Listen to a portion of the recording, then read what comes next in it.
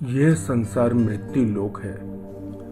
जहाँ से हमारा जन्म होता है वहीं पर हमारी मृत्यु हो जाती है। मृत्यु के साथ हम इस संसार में अपनी अनमोल यादें छोड़ जाते हैं, जो औरों के जीवन के लिए जीवनदान बन जाती है। एक पिता गरीब होते हुए अपने बेटे के इलाज के लिए अपनी सारी पूंजी लगा देता है, किंतु वह अपने बेटे को बचा नहीं पाता है। इसी कहानी को लेकर आपके सम्मुख हूं। वह अपने बेटे वरुण को बचाने के लिए हर संभव कोशिश कर रहा था। वरुण के दिमाग में ट्यूमर हो गया था, जिसका ऑपरेशन करना बहुत ही जरूरी था। वरुण को फिट पड़ने शुरू हो गए थे। लाचार पिता सगे संबंधियों, दोस्त यारों से पैसे की गुहार लगा रहा था। वरुण उसका इकलौता पुत्र था। वह उसे किसी कीमत पर खोना नहीं चाहता था। दोनों माँ बाप का वह आंखों का तारा था। वरुण के अंदर संस्कार कूट कूट कर भरे हुए थे। पूरे इलाके के लोगों का वह दुलारा था। 15 वर्ष की उम्र में होने के बाद भी उसकी बुद्धि बड़े लोगों की तरह विकसित थी। इतनी छोटी उम्र होने के बाद भी वह भगवान का अनन्य भक्त था। सुबह नहाने के बाद भोलेनाथ को जल अर्पण करना वह नहीं भूलता था। भूखे कुत्तों को भोजन कराना उसकी दिनचर्या थी। इतने छोटे बच्चे में मानवीय गुण कूट कूट कर भरे हुए थे, जो लोगों को हैरत में डाल देते थे। इस कारण वह पूरी बस्ती का लाड़ला बन गया था। संस्कार इतने प्रबल थे, बड़ों को देखकर नमस्ते करना, उनके पैर छूना उसे बहुत भाता था। वरुण के फिट अब तेजी के साथ आने शुरू हो गए थे। इस कारण डॉक्टर के पास पहुंचना बहुत जरूरी हो गया था। इधर उसके पिता ने 1 लाख रुपए का इंतजाम कर लिया था। डॉक्टर का अपॉइंटमेंट मिलने के बाद उसको एक नामचीन अस्पताल में एडमिट करा दिया गया था। उसकी जांचें चालू हो गई थी, जिसमें दिमागी ट्यूमर होने की पूरी तरह से पुष्टि हो गई थी। अब ऑपरेशन की तैयारी शुरू हो गई थी। दूसरे दिन सुबह उसका ऑपरेशन था। जैसे जैसे घंटे बीत रहे थे, माता पिता की धड़कनें बढ़ती चली जा रही थी।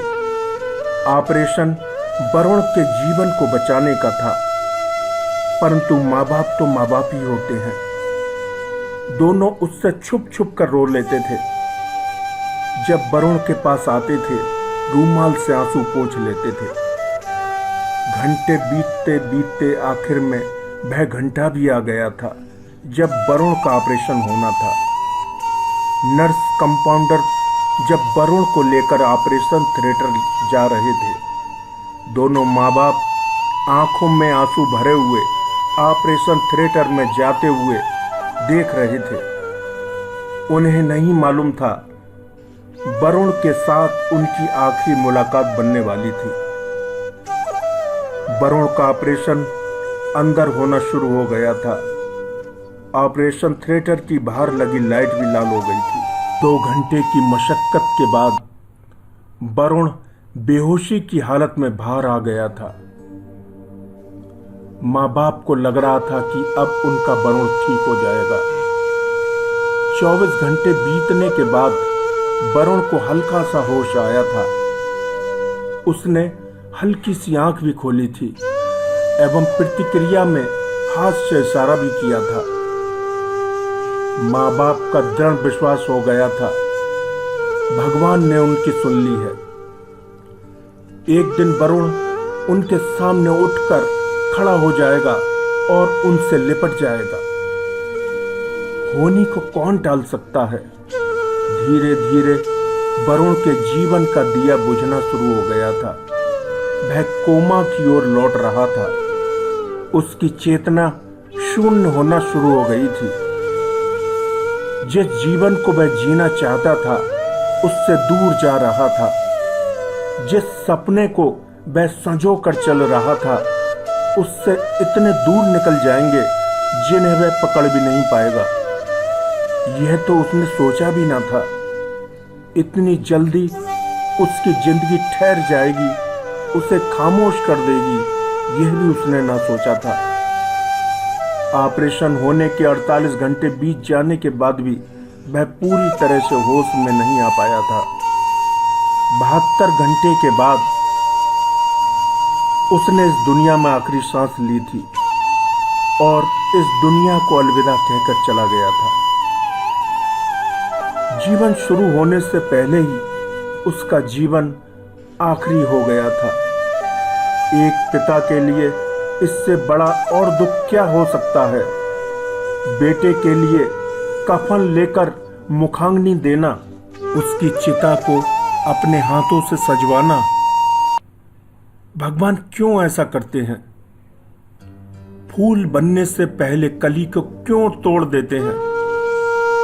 एक मां के आंचल को क्यों छलनी कर देते हैं?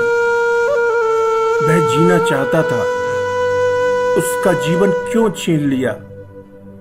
एक पिता का अकेला सहारा क्यों छीन लिया? प्रभु कुछ तो दया करो। अगर आप ऐसे निर्दयी बन जाएंगे तो कौन आपकी आराधना पूजा करेगा?